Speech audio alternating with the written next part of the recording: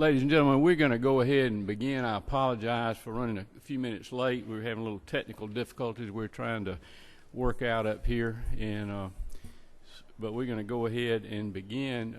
For you folks that are having to stand up in the back, there's some seats near the back. If you want to come have a seat, you're welcome to do that, and we'll just save the front couple of rows for committee members, but anybody that wants to grab a seat there, they're welcome to do that.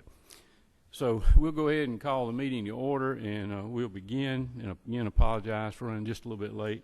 The first department we're going to hear from is the Department of Community Health, and Commissioner Clyde Reese is here. Clyde, we'll turn it over to you.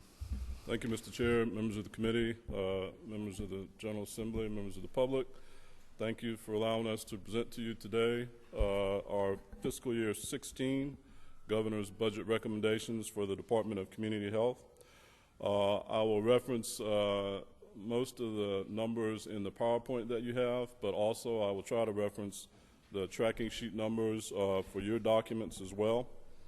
So we'll go ahead and jump in on page 3 of the PowerPoint with item 1 for Medicaid for fiscal year 16 non-Affordable Care Act items.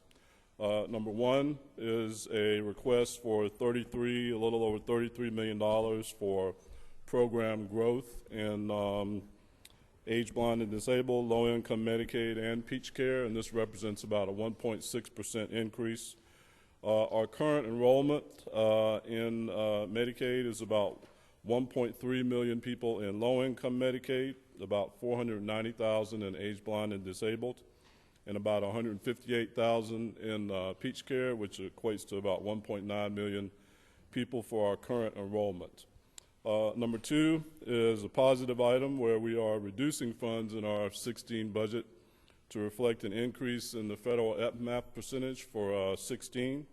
We're going to go from a FMAP for Georgia of 66.9% to 67.55, and this will result in us being able to reduce the budget by a little over $60 million.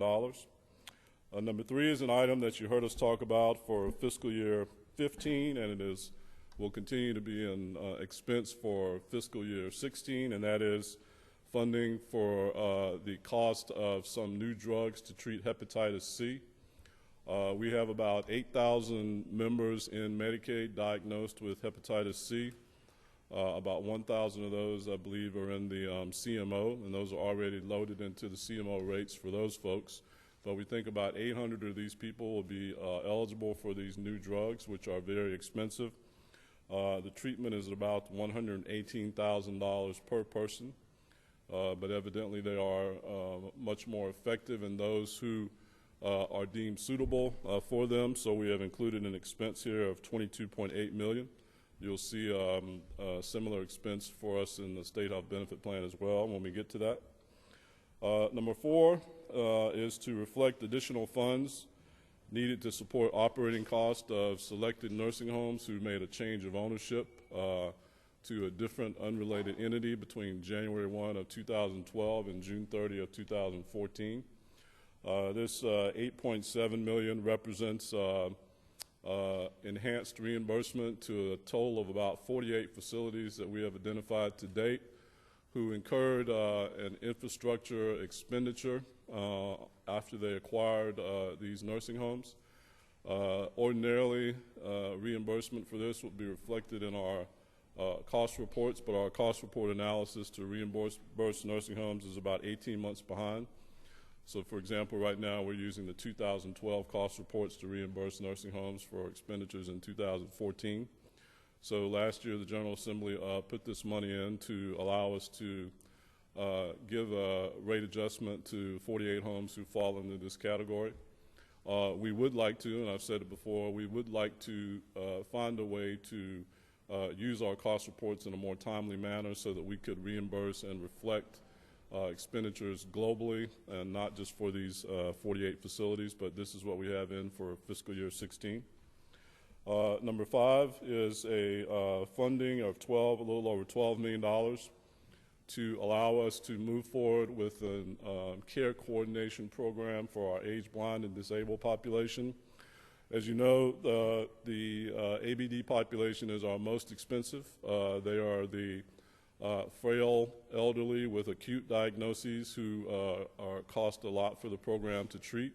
They're a smaller percentage of our total membership, but they're the highest cost. What we'd like to do as an intermediate step before considering moving ABD population into full risk-based capitated managed care is to create this care coordination program where we would go out with a procurement to select one statewide vendor who would administer this program for us. It would be voluntary initially, and we would seek to have enhanced case management and care coordination and create a medical home for those who chose to enroll in it from our ABD population. There'll be an initial cost to set up the program and go through the procurement and select the vendor and pay them. But we think by fiscal year 17 there will be net savings to the program of a little over $18 million. But for fiscal year 16, this amount is reflected of that initial investment.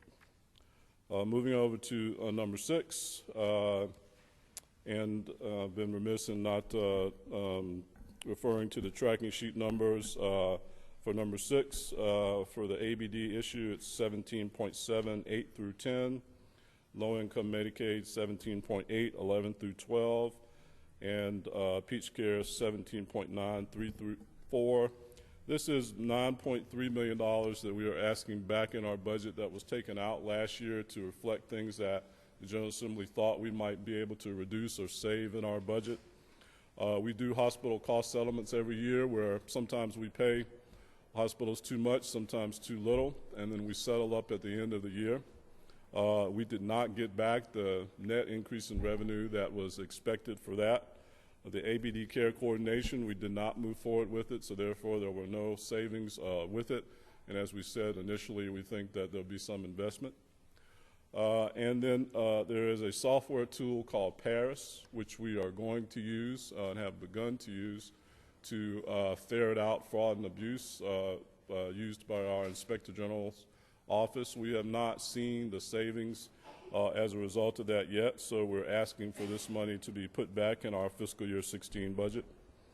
Number 7 is $212,000 to put into the nursing home provider fee. We did not get all the projected revenue in that provider fee last year, so we're asking for this small amount to total that up. Number 8 is a yes item in the governor's budget, which will allow us to use federal funds for the balancing incentive program, and these are funds that the federal government has designated to encourage states to move from institutionalization of persons in nursing homes out into the home and the community. And so we are, there's a yes item here to increase the reimbursement rates for personal support services in the independent care waiver program by 5%. The next item, number 9, is also a yes item where we are asking for, or we want to fund skilled nursing services in the independent care waiver program.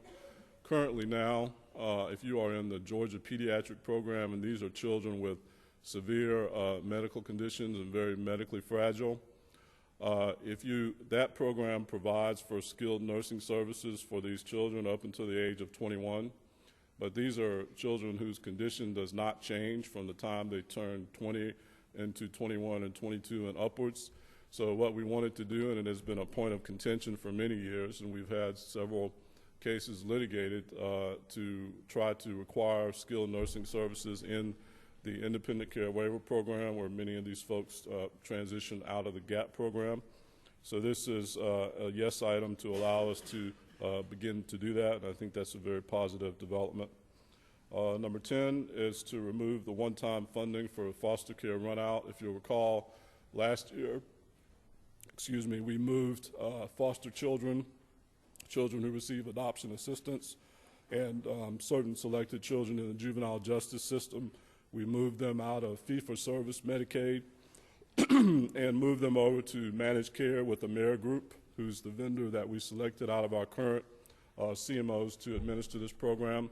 This will provide and has provided and has begun to show positive developments of continuity of medical care for these children. Last year, we had an amount in our budget to pay those fee-for-service claims that were outstanding as we made the transition, so we were able to back that $4.8 million out of our recommendation for fiscal year 16. Moving over to the next page, number 11, and I believe you can see this now up on the screen. This is your House tracking sheet 17.8.10. Here is $225 to replace tobacco settlement funds that were transferred to the Georgia Center for Oncology Research. Number 12 is about $8 million that we can back out of our proposed budget. We are going to transfer these funds to the Georgia Board for Physician Workforce, who then in turn will work with the Morehouse School of Medicine to enable these funds to be transferred to selected facilities for Medicaid services, and then through those facilities to Morehouse to fund their residency programs at those facilities that do a disproportionate amount of Medicaid services. We had an arrangement that CMS had some issues with last year, and so we went back and tried to address their concerns, and the process that we came up with was to go through the Georgia Board for Physician Workforce, so this money is backed out of our Medicaid budget per se. Number 13 is to increase funds to reflect projected revenue that we need in the hospital provider fee payment, similar to the nursing home fee. Number 14, we want to convene a task force to look at DSH funding in the state, disproportionate share hospital funding. As you know, we've talked about before, the Affordable Care Act provided for the elimination of all DSH funding nationwide. Originally, with states having a mandate to expand, the thought was that you wouldn't need this disproportionate share funding any longer. When the Supreme Court ruled that states could make their own decision about expansion, and Georgia has decided not to be an expansion state, we have to consider what we're going to do about the elimination of the DSH funds, which remains a part of the law. Right now we're looking at, by the end of, I think, fiscal year 20, almost $400 million that will be reduced from DSH payments that have gone to Georgia hospitals. The reduction has been extended by Congress for a couple of years, but is going to begin to kick in again. And so as a state and as a healthcare community, we need to sit down and determine how we're going to provide for that shortfall in funding for our hospitals that serve Medicaid patients. Number 15 is to increase funds in the ambulance licensing fee to reflect the actual funds available. The rationale and the goal here is to begin to reimburse air ambulances at the air rate for services they provide to adults 21 and over. A couple of years ago, we did not reimburse air ambulance services for adults at all. Last year, we were able to include funds in our budget to begin to reimburse them at the ground rate, which is lower than the air rate. We've had some technical glitches in getting that done, but we're working through them so that we're able to do that. And this really reflects about, I believe, about $1 million that we would be able to use to reimburse air ambulances at the air rate. Moving over to item 16. Now we're moving into issues that were affected by the Affordable Care Act. Number 1, which is reflected in your tracking sheet at 17.83, is to cover an increased cost to the department for presumptive eligibility. This is a process where the Affordable Care Act provided that certain hospitals could treat persons who were presumptively, quote-unquote, eligible for Medicaid with a certain abbreviated analysis of their eligibility. And then once those services are provided, and it turns out that, in fact, after a more exhaustive analysis that they were not eligible for Medicaid, we are not allowed to go back and recoup those funds. So we are asking for a little over $15 million to address presumptive eligibility. I believe we have 47 hospitals who have signed up to participate in this program, and we have been involved in training with them to make sure that as few mistakes as possible are made.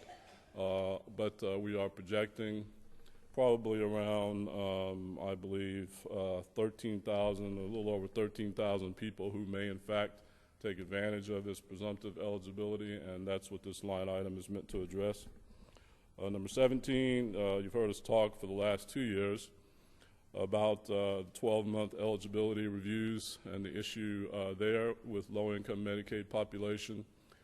Previously, the department had done a review of whether you are continuing to be eligible for Medicaid benefits every 6 months.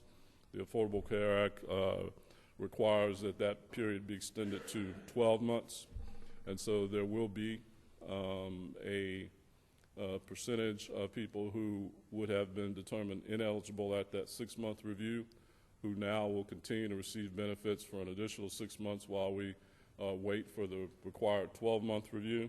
So we have about $37.8 million we are asking for as part of what we project will reflect this increase in the time period in which we can conduct eligibility reviews.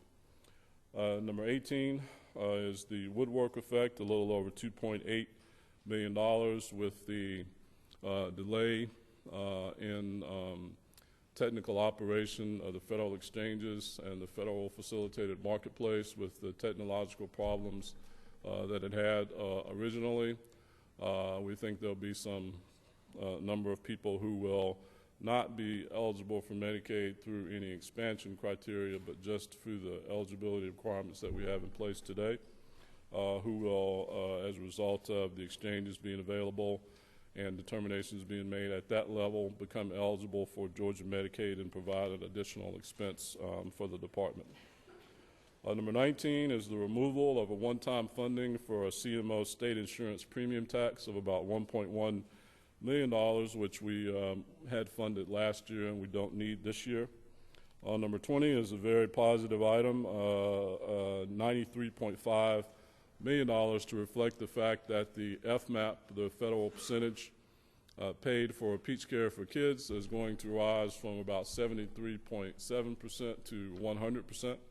So this will allow us to reduce our budget by over $93 million. The Affordable Care Act also requires that children between 100 and 138% of the federal poverty level are moved from Peach Care to Medicaid, but those children that we will have to move as a result of that will continue to receive the FMAP percentage of 100%. So this is a positive item in our proposed budget. Moving over to item 21, this is an annual item in the big budget every year for adjustments to contributions to the employee retirement system and teamwork billings, and also includes some, in the governor's budget, every agency is given a small amount for merit-based increases, and so we're budgeting $541,000 for that. Number 22 allows us to reduce funds for operations to the tune of about $92,000. About $10,000 of this is from the Pharmacy and Dental Board, and about $82,000 is from the Department of Community Health's administrative budget. Number 23 is to eliminate one-time startup funds for 2 federally qualified healthcare centers to the tune of $1 million. And number 24 is $3.3 million. Additionally, we are asking for our healthcare facility regulation division. These are the folks who go out and survey and license and inspect most of the healthcare facilities in the state. They have had a manpower, resource, budget shortfall issue for quite a few years. We have added some additional responsibilities to the group. We've asked them to be more vigilant in chasing down unlicensed personal care homes throughout the state. We survey about 372 skilled nursing facilities with this group. The federal requirements for CMS are that we get around to inspecting each home every 15 months, so we have not been able to meet that time requirement, and we are under a corrective action plan with the federal government as a result. And this additional funding would allow us to hire 8 additional nurse surveyors who would help with that function. Excuse me. And also, we have taken on the responsibility of licensing adult day health centers around the state. And so this is a division within the department that needs an infusion of cash. But largely as a result of the FMAP percentages increases in Medicaid and Peach Care, for the first time I can remember in quite a long time, we are looking at a reduction for fiscal year 16 in the department's budget of about $14.5 million from fiscal year 15. Moving over, we'll talk about the state health benefit plan for a few minutes. If you look at page 9 of your PowerPoint handout, which is labeled SHBP financial status, the item that I like to point out here is the last line, the net surplus and deficit. Here you'll see that we have an actual surplus for fiscal year 14. And for 15 and 16, we are projecting a surplus, but we are looking again at a projected deficit in the plan of some $92 million in fiscal year 17. Moving on to page 10, we just wanted to give you an idea here of the 3 main groups or buckets of folks within the state health benefit plan. Of course, we have state employees, we have teachers, and then we have the non-certificated school personnel. I have pointed out in the address to the Joint Appropriations Committee, and I'll point out here, since we are on 16 now, that if you look at the surplus and deficit line, which is the 3rd line down in the numbers, you'll see that the state employees and the teachers have been subsidizing the non-certificated personnel to the tune of about almost $136 million. In fact, we have gone back and looked, and between 2008 and 2014, these 2 groups, the state employees and the teachers, have subsidized the school personnel non-certificated group to the tune of $2.15 billion. If you'll look at the bottom of page 10, you'll see that the current employer contribution rates for the non-cert employees are about $596, about $945 for teachers, and about $1,200 for state employees. I wanted to, slide 11 is just to give you an idea of our open enrollment for 2015 and what we saw, what people chose, and what is our current situation. As you know, we went from Blue Cross and Blue Shield as our sole provider for all of our plans to bringing back Kaiser and United to offer certain selected options that were not available in 2014 calendar year. So now we have open HMO statewide that United provides. Blue Cross kept all the health reimbursement account, gold, silver, and bronze. They also offer a HMO option. United Healthcare has exclusively the Medicare Advantage option, and Kaiser provides their closed model HMO in 27 metro Atlanta counties. As you see here, 19% of people who are eligible waived coverage of any type, and 94% of the members chose one of those Blue Cross options. Going over to some specifics next on page 12 with regard to the state health benefit plan budget. We are showing an increase of $2.4 million to conduct a pilot program or to provide coverage for the treatment of certain autism disorders effective January 1 of 2015. We're also asking for about $853,000, or there will be an increase in the funding for the plan to provide coverage for hearing aids for children effective January 1. We are also engaged in a pilot program to select 75 members who would be suitable for bariatric surgery. We've set aside for the total of fiscal year 16 about $5.4 million. The rationale and the thought here is that these are folks with chronic conditions who we may be paying very high claims for now. If they have this surgery, we want to have this pilot program to see will their expenses go down, and this will result in a net savings over time. So we have set aside $5.4 million here to begin this pilot program, and actually we've had people who have applied and who are being evaluated now to determine if they're appropriate for this surgery.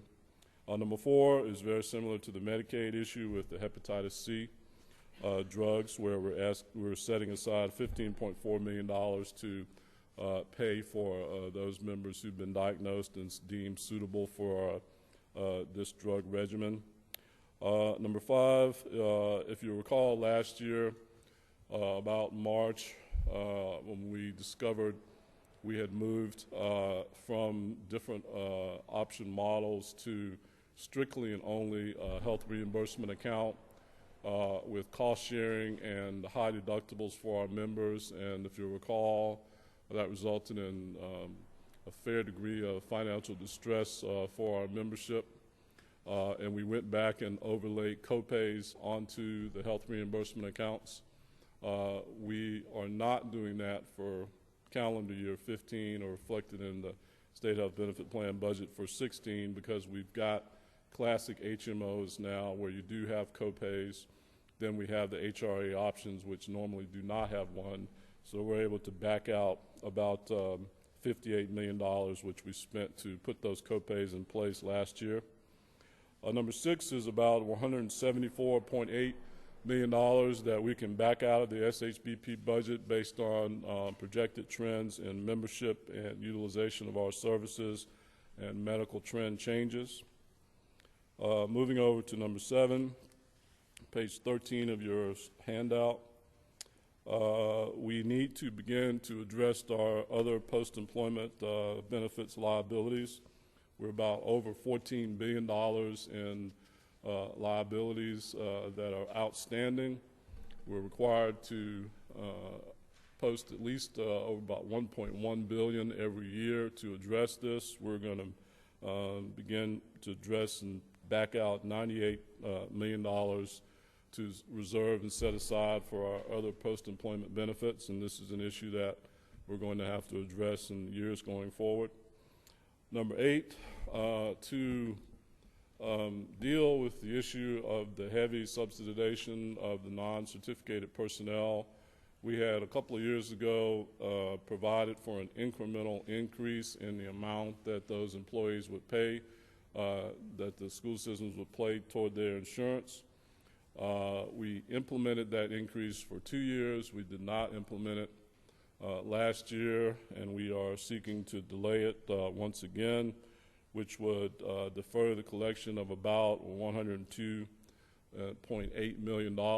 If you've seen a figure floating around about savings with regard to eliminating the coverage for these personnel of $103 million, that really is what that is referring to, is the deferral of an increase in the amount that they would pay.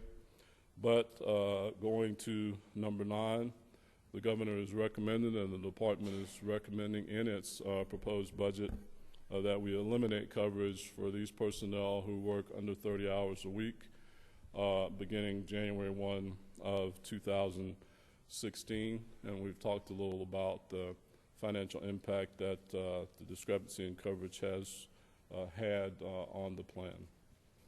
The final 3 items are items related to the Affordable Care Act with regard to the State Health Benefit Plan.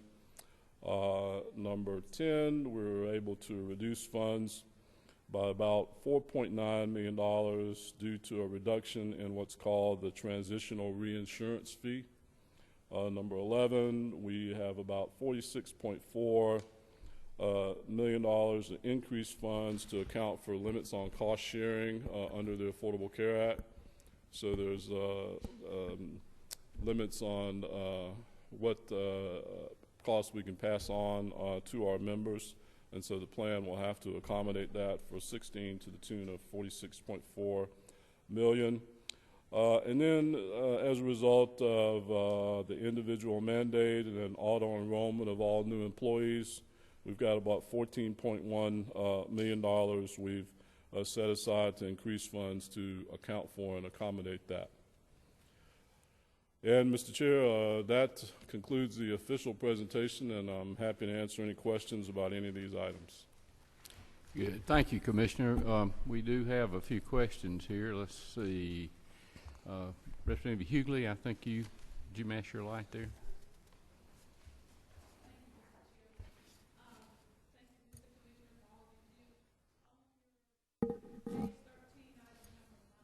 Mm-hmm.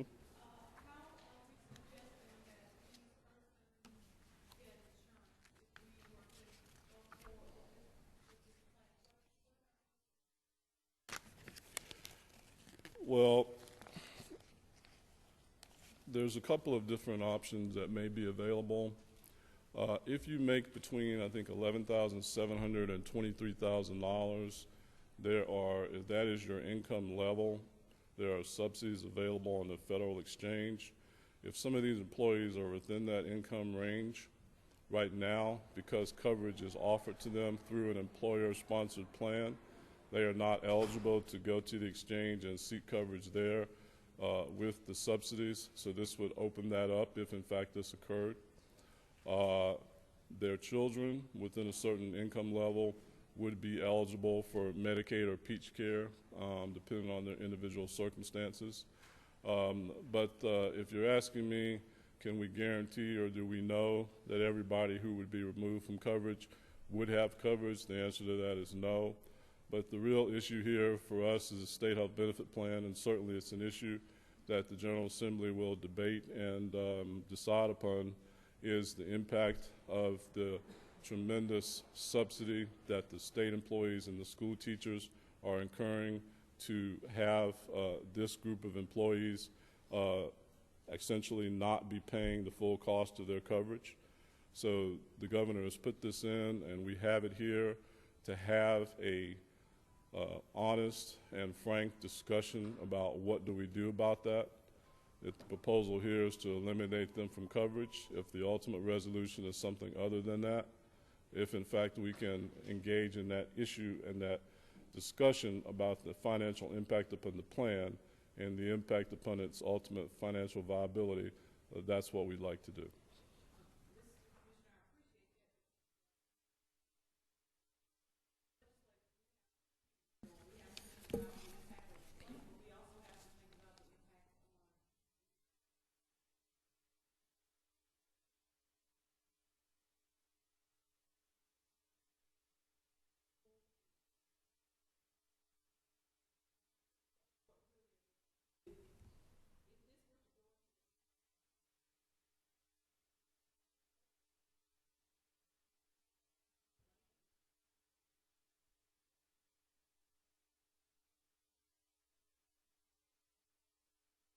Well, I think we think that this will impact about 21,803 covered lives, and that includes about 11,500 active members, and then the rest would be their dependents, about 10,303.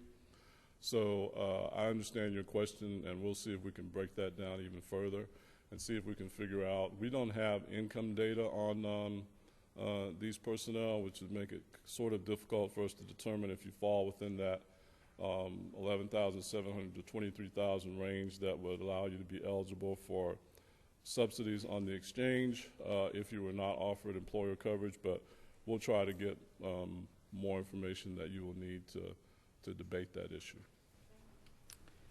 Representative Hawkins. On number 16, the presumptive eligibility Yes, money there, is that for hospitals only, or is that for providers? Does that include providers or just hospitals? This is a hospital program. Yeah, and so we have, how about the providers? They get stuck with the loss if they find out that the eligibility is not there? no, this would be, we have about 47 hospitals who will conduct or be a part of presumptive eligibility. So Right. this is not extending to those physician offices. Right, so the physicians and dentists lose that, I guess, Yes, sir. right? Okay, number 22. I see a $92,000 loss to the Board of Dentistry and Pharmacy. Now, it's really down on the line with pharmacy, so I assume you're only taking that from the pharmacy board and not the dental board? It's about $5,000 from dental, $5,000 from pharmacy, and the other 82 is from the department itself. Yeah, so they just got too much money? Is this something that they came up with, or? And I'm not 100% sure how that amount was calculated, but we could probably inquire further for you. Okay, let's do that. All right. Thank you. That's it. That's enlightening. Okay, Representative Quick, you have a question. Thank you, Mr. Chairman. Thank you so much. Yes. I just wanted to follow up.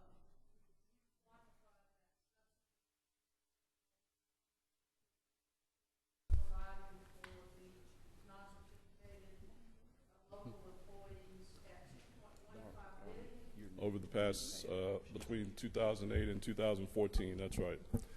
And we think we provided to the House budget staff the breakdown on that by year, and we can certainly get it to you also. That'd be great. My further question is then with regard to the requested amounts for the bariatric surgery pilot program Mm-hmm. and the hepatitis C enhancement there for the cost of the drugs, am I assuming that none of those individuals that are non-certificated, non-state employees are included in any of the populations that make up that appropriation? No, I would not assume that. And that's a good question, and I can find out. But I believe that those projections and those numbers are inclusive of the current population we serve, which would include the non-certificated. But you do have a breakdown? We'll get something to you. All right. Good. Representative Taylor. Thank you, Mr. Chairman. Item number 5, having to do with the ABDs. Could you give me the number of lives that are covered under your ABD programs? I know they're very costly per person, but I was wondering how many covered lives we are. For current enrollment is 490,000 out of a total of 1.9 million. So 1.3 for low-income Medicaid and about 158,000 for Peach Care. So 490,000, but the expenditures are a little over 56% of our cost. Right. So that's why we want to try to move toward a program that would seek to have some savings in the expenses of that population. Thank you.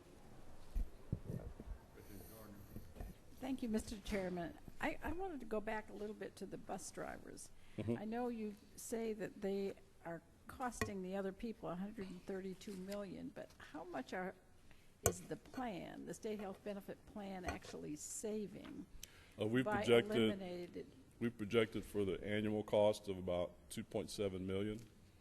So So that's the actual savings. that's the actual net savings, but it doesn't incur, which is something that has been an issue for many years, is that subsidization across the plans. And so, you know, we're going to have this task force that is going to look at and study the cost of the plan and give a report to the General Assembly by the end of June of this year, which is back in our 15 amended report. And we're going to look at the cost vis-a-vis other plans, such as the Board of Regents or other states. And so the 2.7 million is a small number in actual savings, but when we look at what kind of plan we had, what kind of services and benefits we provide, and the overall cost, then what the teachers are doing and what the employees are doing to subsidize this becomes a larger issue. So it's all a part of a bigger picture that we're going to have to look at, and that's what we're going to begin to do. So that's the long-range view, but the immediate cost to the budget to put It's that about back in would be 2.7 million. 2.7 million. That's and right. not 132 million. That's That 137 is the subsidization figure. Yes.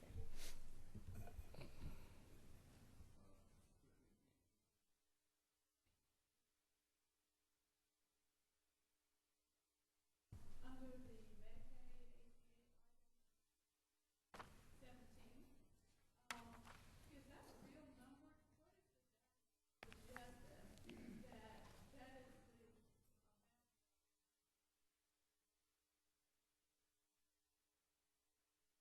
It's projected based on what we discovered when we were doing 6-month eligibility reviews and extrapolation to 12 months.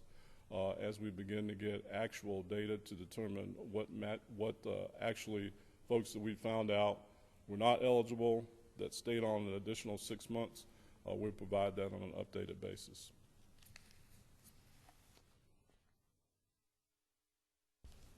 Okay.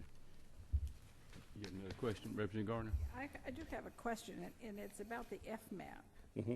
I mean, you were counting that as the good news. Yes. I have struggled a little bit with that. Tell me how the FMAP is calculated. Why are we getting more money than we have previously been Well, getting? you look at the per capita income by state because the FMAP is for the entire country. So CMS looks at a particular state to see what their per capita income is, and they calculate what the federal percentage of Medicaid will be. So for the Medicaid program in general, excluding Peach Care, the percentage of federal participation will go from about 66.5% to over 67. So that's that $63 million for Medicaid per se. For Peach Care, the FMAP is going from 73.7 or 9 to 100, which results in $93.5 million that we can reduce our budget because we won't be making that state expenditure for those children in that program. Oh, so it's, I was imagining that it was because we were increasing in poverty level, but you're saying it's a change in the regulation. That's right. So they analyzed the FMAP for the states, and then the Affordable Care Act provided for the rise in the Peach Care FMAP. Oh, so this is money that came as a result of the That's right. federal money. Yes. Thank you. It is good news. Yes, it is. Thank you, Mr. Chairman. Just one follow-up. Yes. Commissioner, when you do the work Mm-hmm. on the state health benefit plan, is that going to include analysis,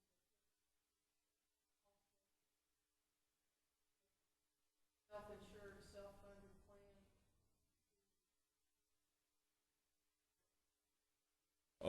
Given the time constraints, by June, I'd like to see we put anything and everything on the table and make that as comprehensive a study as we can.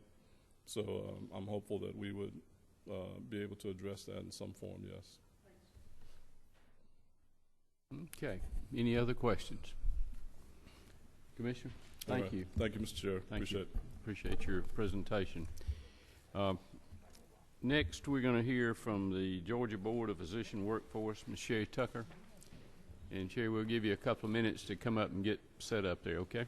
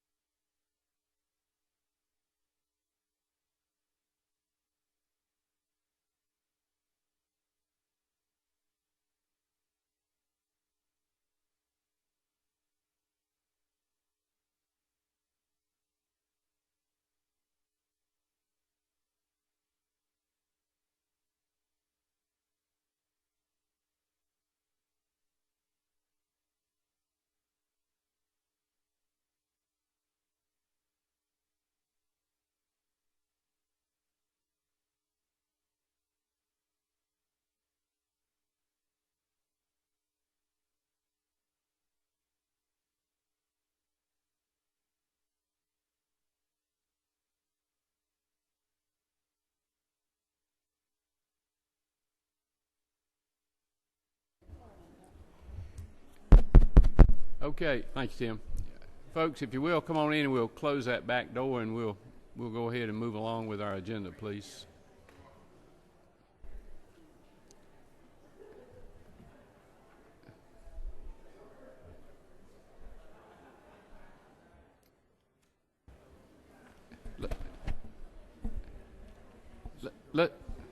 Yeah.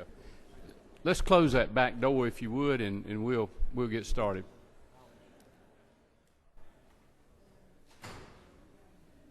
Sherry, we're ready. Okay, can you hear me? Okay. Thank you, Mr. Chairman, for having me speak today on the governor's budget recommendations for the Georgia Board for Physician Workforce. And since you were so nice enough to allow me 30 minutes to do this, I'm giving the committee members a little update on what we do and how the board. Okay, I won't. I'll go fast, I promise. I'll go fast on that. Okay, on page slide 2 of your handout, it's just a little breakdown of our administration units. The basic administration is agency oversight, fiscal affairs, personnel, contract administration, and accounts payable. We also have physician education and research, where we manage our physician education programs, including monitoring, analyzing, and evaluating outcomes of funded programs, monitoring and reporting on the supply and distribution of physicians and other healthcare practitioners. Then we have a admin unit called Physician and Community Resources that assists communities in need of physicians. We co-sponsor recruitment fairs, assist with the annual medical fair, and speak to various groups on scholarship and loan repayment programs. Slide 3 gives you a little breakdown. Our 2015 appropriation is $695,000. Personal services is $539,000, and other operating expenses $156,000, which is a little over 1% of our entire 2015 budget. And also research and physician recruitment activities are funded through our administrative area. We have 8 positions on the books, 7 are funded, and 5 are currently filled. On our physician recruitment fairs, it's a time for communities around the state to come together at the various teaching hospitals in the state. All residents are invited. It allows one-on-one recruitment opportunity for these communities to meet with these residents. And currently for 15, we have 5 fairs definitely confirmed, and we're waiting for Medical College of Georgia to confirm their fall fair on that. Slide number 5 is our current and planned reports, and you see a lot of red arrows on there. And our operations analyst is currently splitting time between analysis and recruitment, and almost all the reports you see with the red arrows are dependent on completing the analysis of the licensure data we receive from the Composite Board on Physicians and PAs. We are currently in the process of validating data sets on physicians and PAs, and a second data set of PAs should be delivered to us by the spring. And we're also working with the Composite Board to receive the physician and physician data sets on a monthly basis instead of giving it to us every 2 years. In your tracking document, 17.11 is our administration budget. The 1711.12 and 3 are the statewide changes that all agencies are seeing, and 1711.4 eliminates 2 vacant positions and transfers savings to our program Graduate Medical Education for 6 new residency slots in primary care specialties for a total of $96,006. Next, we're going to talk about graduate medical education, starting with slide 7. And this helps ensures an adequate supply of primary care and other needed specialists through public-private partnerships with Georgia's designated teaching hospitals and GME programs. And the contracts we have with this group, 50% of the program graduates must remain in Georgia to practice based on a 5-year rolling average. Our 15 appropriation was $8.9 million, and this includes an increase that the General Assembly gave us of $333 per resident slot that we fund in 15, and the certain programs that receive the UPL match through Medicaid will see almost $1,000 per resident. And graduate medical education is 17% of our total appropriation. Additionally, primary care in Georgia which is family medicine, internal medicine, and pediatrics, represents almost 35% of our total workforce. And 17% of this workforce is over 60, and almost 9% indicated they plan to retire in the next 5 years. Nationally, 32% of the workforce is in primary care specialties. The Council on Graduate Medical Education recommends a minimum of 40% of the workforce be primary care physicians. And Georgia would need to add over 1,000 physicians to reach this level. Between 2000 and 2010, an average of 222 primary care physicians have been added. If all specialties, included primary care, continue to grow at the same rate, we will never achieve the 40% level. If all non-primary care specialties stop growing, it would take approximately 10 years to achieve the 40% level. The slide on page 10 shows the decline in GME funding during the recession. The additions in fiscal year 13 and 14 were due to a new family medicine program that started in Houston County, and the increase in 15 is the a new family medicine program at Gwinnett, and then the $333 the General Assembly put in for all these programs. As I stated earlier, 50% of the graduates must remain in state, and the majority of these programs are retaining well over 50% of their graduates, with some programs retaining 70 to 80%. Slide 11 is 17.12 on your tracking sheet. 17.12.1 shows an increase in funds for 11 new residency slots in primary care specialties. This is $172,768 in new dollars. 17.12.2 shows the transfer in savings from our administration, those 2 slots, of $96,000, and 17.12.3 is a transfer of savings from our Physician for Rural Areas program for 3 new residency slots at a total of $40,000. The program net is $308,774, and this represents second year funding of 5 new family medicine positions at Gwinnett Medical at the current rate of $18,255. 5 new internal medicine positions at Gwinnett Medical Center at $14,500 each, and 10 new internal medicine positions at St. Mary's in Athens, again at $14,500 each. Slide 12 is the Mercer operating grant, and this is a public-private partnership we have with Mercer to increase the supply of primary care physicians in Georgia. Mercer educates physician and health professionals to meet the primary care and health care needs of rural and medically underserved areas of Georgia. They have 3 campuses, 416 total students, and they're all Georgia residents. Macon has a 4-year campus. Savannah started as a 2-year clinical campus and is now a full 4-year campus, and Columbus is a clinical campus of 3rd and 4th year students. With our contracts with Mercer, 50% of the medical school graduates must enter a primary care core specialty program based on a 5-year rolling average. The current 5-year period, 61.3% of their graduates entered into this, the required GME programs. Mercer's appropriation is 44% of our overall budget. Slide number 14 is a graph that shows the funding for Mercer since 2009, and also an alumni and practice map of graduates through June of 2014. And the dark blue on the map shows rural counties, which are Georgia counties of 35,000 or less on that. And slide 15 is on the tracking sheet 17.13, and there's no recommended changes through the governor's recommendations for the Mercer operating grant. Slide number 16 is the Morehouse operating grant. Again, we contract with Morehouse in a public-private partnership to increase the supply of primary care and underrepresented minority physicians in Georgia.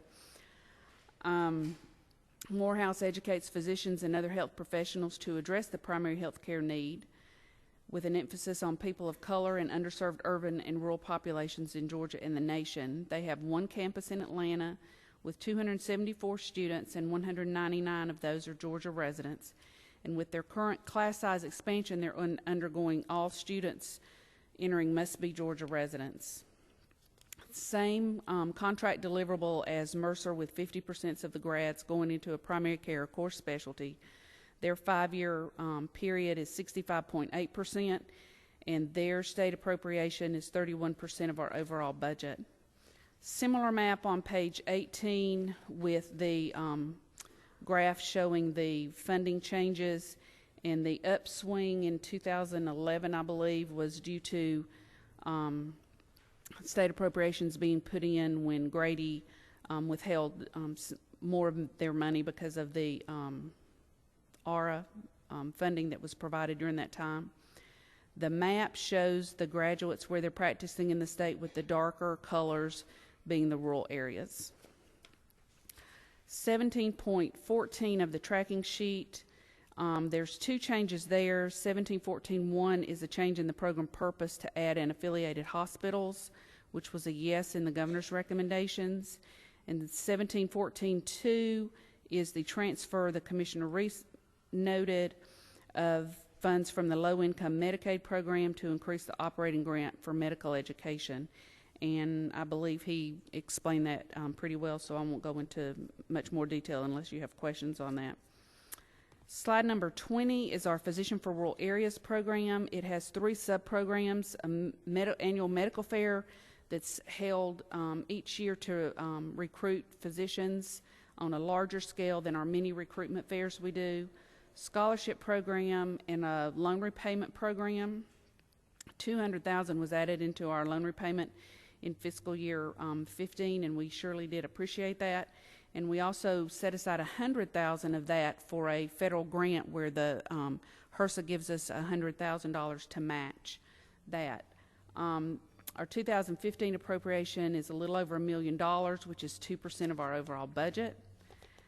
Slide 21 shows just some stats on the loan repayment program, which we've had 171 participants during this time period. 145 of those are still practicing in Georgia, and 86 are still in rural counties. And the 143 physicians practicing in Georgia generate around 1,800 jobs and between 107 and 215 million in economic activity. Slide 22 is again on our scholarship program. 214 recipients are tracked here. 155 of those are still in Georgia. 65 are still in rural communities, or 42%. And these, of the 155 in Georgia, they've created approximately 2,000 jobs with 116 to 234 million in economic activity. Slide 23 shows the governor's budget recommendations for this program. 1715.1 is to realign program activities to provide additional PRA loan repayment awards, which was a yes. And this comes from the zero-based budget annual review, which will move approximately $220,000 in fiscal year 16 from the scholarship program to loan repayment, which will provide for 26 awards at $25,000 each, and leaves $280 in our scholarship program, which will provide scholarships for those currently in the program with no new awards being made. 1715.2 is the reduction we discussed earlier under the GME side, and this moves the money for the annual medical fair, $40,000 to GME for the new residency slots. Slide 24 discusses our undergraduate medical education program, and you see here a graph to the side, and these show the averages on the graduates from Emory and Mercer going into the primary care and core specialties, and then the funding graph. And this year there was funding added for PCOM at 5 slots for those, but we don't are not showing the results from them because they've just started in the program. 1716 is the budget recommendations from the governor, and there's no change to this program at all. And then slide 26, you'll just see a summary of the funding since 2009, before the recession hit, for the Georgia Board for Physician Workforce the ups and downs of that. And with that, Mr. Chairman, I'll be glad to answer any questions anyone may have. Okay, we have a couple of questions, I think. Did y'all have a question over here? Okay. With all the wonderful research that you do with regard to physician workforce and where we're going to get more residencies, do you ever keep track of payment sources for these physicians? Do you have any clues about how many of these physicians actually enroll in Medicaid or Medicare? We do on the composite board license renewal form the physicians fill out. It's asked if they are currently accepting Medicare and Medicaid, and if they are accepting new Medicare and Medicaid. So we do capture that.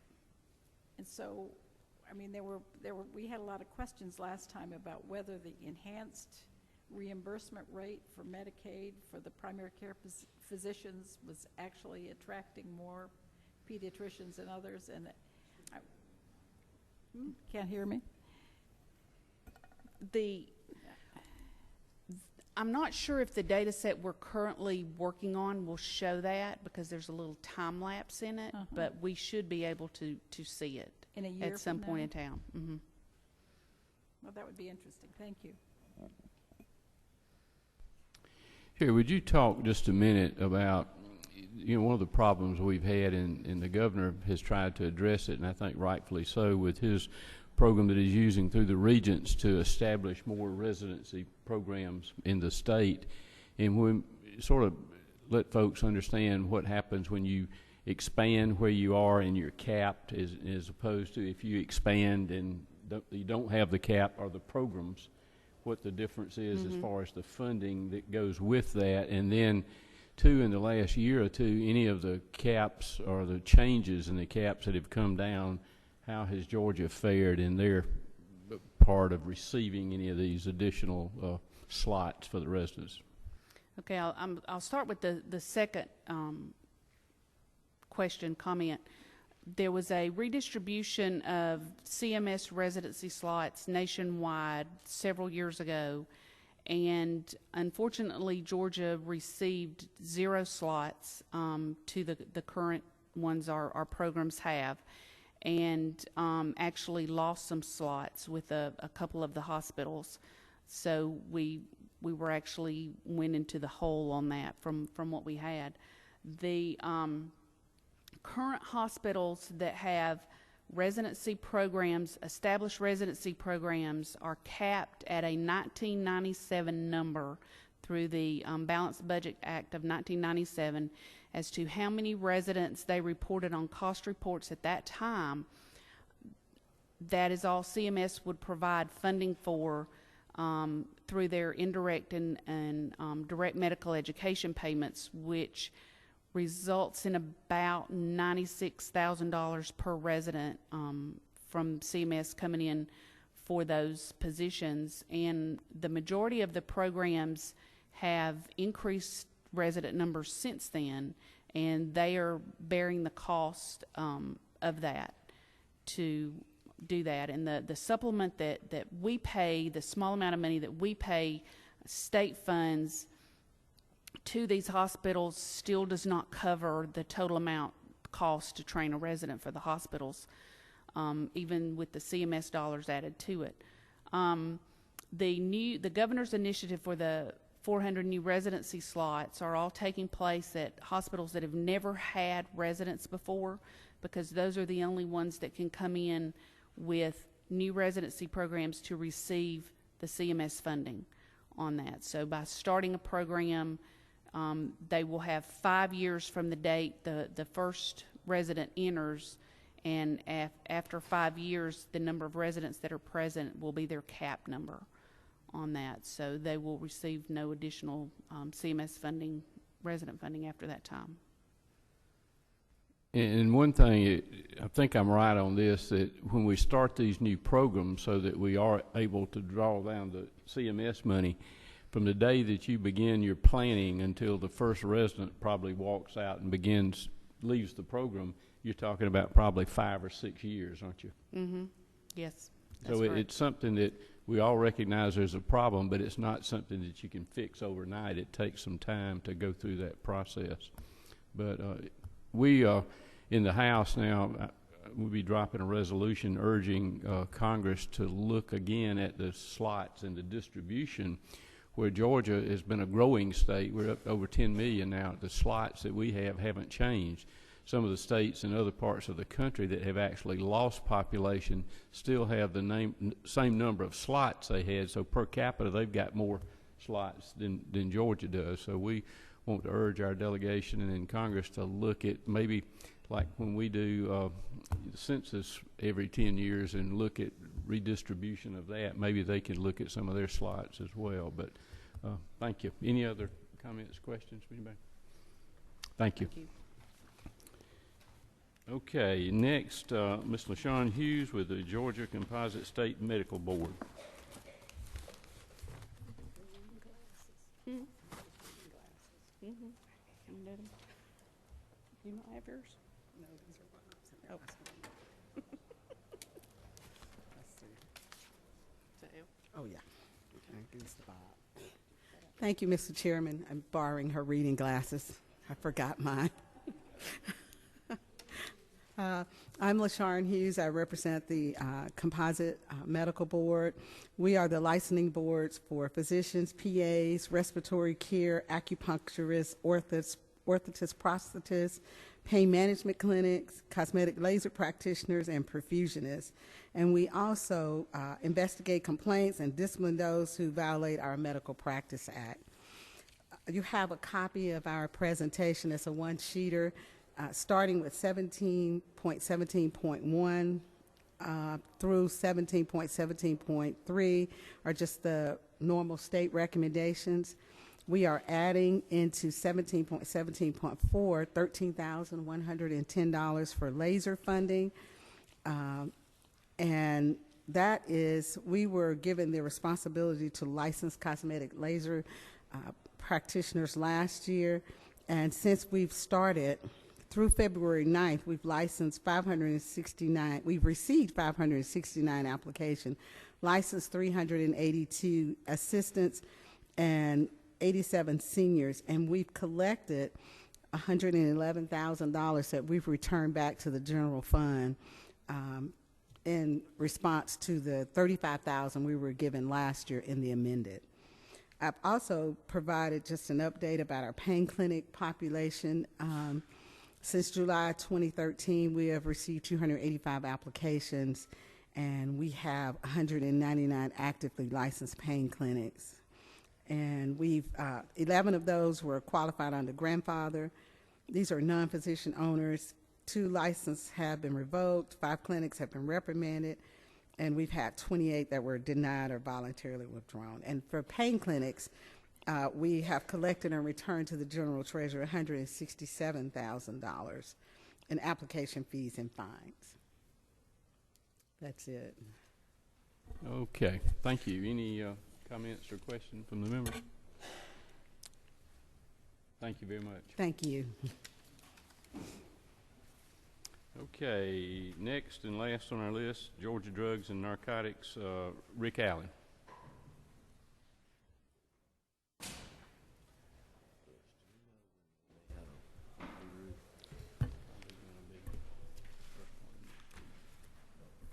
Thank you, Mr. Chairman and committee. I don't have a PowerPoint because we don't. Can you hear me now? Okay, very good. Okay, good morning, Mr. Chairman, or good afternoon, Mr. Chairman and committee. We don't have a PowerPoint because there's not a whole lot to what we need to. I'm sorry. To discuss, our agency is in charge of inspecting and investigating any licensed pharmacy, wholesaler, researcher in the state of Georgia. We work hand in hand with the pharmacy board. We also work with the medical board and all the other medical practice boards. We work not exclusively pharmacy board. We do non-pharmacy board activities. We also operate the Georgia prescription monitoring program. We have all of our agents are pharmacists. In fact, most of them are doctors of pharmacy now. I'm an old man, and they've all bypassed me with their degrees. We are very active, and I think Representative Hawkins had asked something earlier. I think in the last 6 months, the cases we made, we helped the pharmacy board bring in probably $750,000 in fines. And so we're very active. We're involved in the adulterated, misbranded drugs that were around the state. So we do just about anything we're asked to do. In fact, we've licensed and approved 4 of the medical cannabis researchers in the state. There's 2 here in Atlanta through Eggleston, around Eggleston, 1 in Augusta and 1 down in Savannah. So we monitor what they do. That's just part of what we do. We also do the drug update that you get to hear every year when during the session. Going back, what we would ask is that I don't have the tracking document with me. We had 19,000 cut from our operating expenses, and we're going to ask that you please restore that, because we are dependent on that money. We being such a small agency, an amount such as that is significant to us to be able to just function. One of the reasons we're asking for it is what we're asking for new money this year. The federal grant that we were using to operate the prescription monitoring program, we were not granted the grant this year. Either the federal government ran out of money, we're not given an explanation. About half the states that applied did not get the grant. Therefore, we were left kind of high and dry. Our money will run out in September. So the prescription monitoring program, which has been up and running about 3 years now, will cease to function without some funds from the General Assembly. Going on our figures, we would need $160,000. That's bare bones to operate, to pay for the maintenance contract and the computer program to a company called HID out of Alabama. They operate the program for 22 other states. We would also need a $40,000 one-time upgrade, which would allow Georgia physicians and pharmacists to interconnect, say, with Alabama or Tennessee.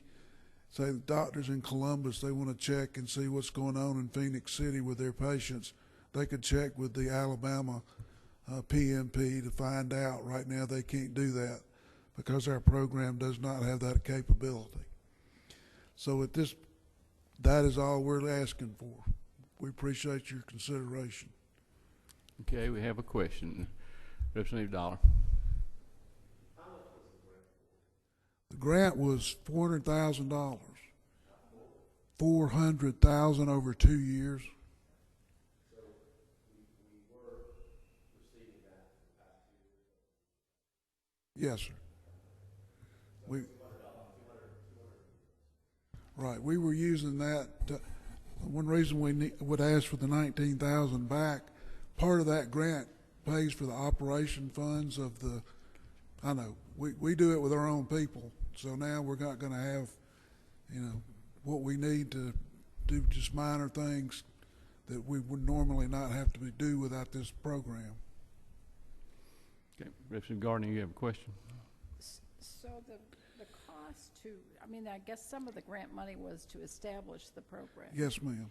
And what did you say it would cost to continue it of state dollars? $160,000 a year. That's what the computer program costs our month. If you add the monthly costs up, it's $160,000, and the one-time upgrade would be $40,000, which the second grant was going to pay for all that. But we won't get into how, we don't understand why we didn't get it. A lot of it, Mississippi didn't get it, and they're totally dependent on their grant as well. So, and it runs out in September, you said? Yes, ma'am, it'll run out in September. I've had a couple of members of the legislature come to me and that were real involved in passing this legislation dealing with regulation of the pain clinics and this sort of thing, and they were talking to me about how important this was to be able to follow this to try to prevent doctor shopping, pill shopping, you know, that sort of thing. And they can operate this, but they got to have $200,000 to make that up and running. And if we don't do this, we'll be, I believe, one of 2 states in the country that does not have this program. Is that right? Correct. Missouri does not have the program, so we were the last program next to Missouri to get the program, and then we would go back to not having it. Okay. And I think, well, you could ask one of the members of your committee sitting here if he's ever used it, but Okay. I think we've seen a lot of use of the program. Yeah. All right. Any other questions? Rick, thank you. Thank you, sir. I want to thank the members of the committee for being here, and thank those of you who attended our meeting today. This was the last presenter that we had on tap for today. We'll have our second meeting tomorrow at 2 o'clock in this room, and we'll hear from the Department of Public Health, Georgia Brain and Spinal Injury Trust Fund Commission, and the Georgia Trauma Care Network Commission. So until tomorrow, we'll adjourn this meeting, and thank you all for attending.